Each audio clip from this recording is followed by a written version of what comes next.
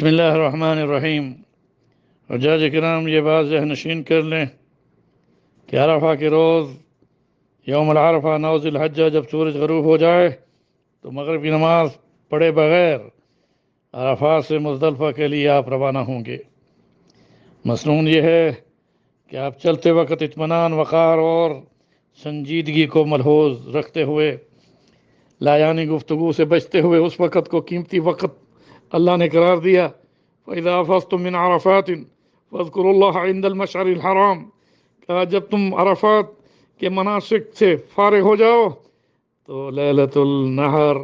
مزدلفہ میں جاتے ہوئے وہ مشعر حرام کی پہاڑیوں کے ساتھ جہاں پر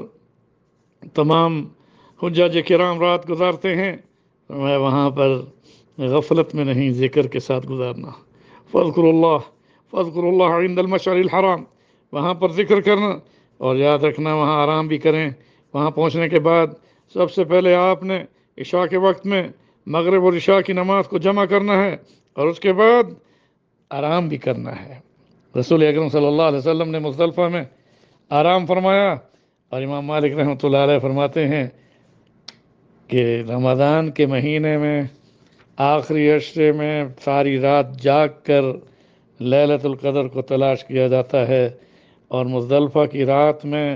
مغرب اور عشاء جمع کر کے پڑھنے کے بعد جو حاجی وہاں مزدلفہ میں سوتا ہے تو اس سونے کو لیلۃ القدر کے ثواب کے ساتھ لکھ دیا جاتا ہے۔ اس طرح سے وہاں مزدلفہ میں وقوف مزدلفہ یہ بھی واجب ہے، مگر جو خواتین ہیں یا اس کے علاوہ بوڑھے ہیں، بیمار ہیں، اس طرح سے معذور ہیں، ان لوگوں کے لیے رخصت ہے کہ وہ رات کے آخری حصے میں مزدلفہ سے مینا کی طرف یا بیت اللہ کی طرف جا سکتے ہیں۔ اب ان مسائل کو میں زیادہ طوالت میں لائے بغیر اتنا کہوں گا کہ جو حضور صلی اللہ علیہ وسلم نے وقوف مزدلفہ فرمایا،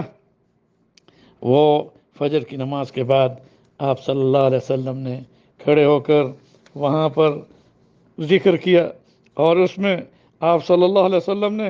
وقوف مزدلفہ کو صحت مند لوگوں کے لیے یہ وقت متعین کر دیا۔ تاہم یہ ذہن میں رکھیے کہ عورتوں، بچوں اور کمزور بیماروں کے لیے رخصت ہے کہ وہ مزدلفہ وقوف کرنے کے ساتھ رات کے پچھلے حصے میں وقوف کر سکتے ہیں۔ اسی طرح حضرت عائشہ صدیقہ رضی اللہ تعالی عنہا فرماتی ہیں کہ حضرت سودا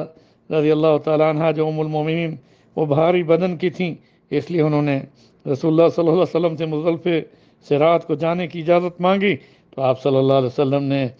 انہیں جانے کی اجازت دی۔ اس طرح یہ بات ذہن نشین کر لیں کہ فجر کی نماز کے بعد وہاں کھڑے ہو کر جو آپ دعا مانگتے ہیں، وقوف کرتے ہوئے ذکر کرتے ہیں، تو وہ جو دعائیں عرفات میں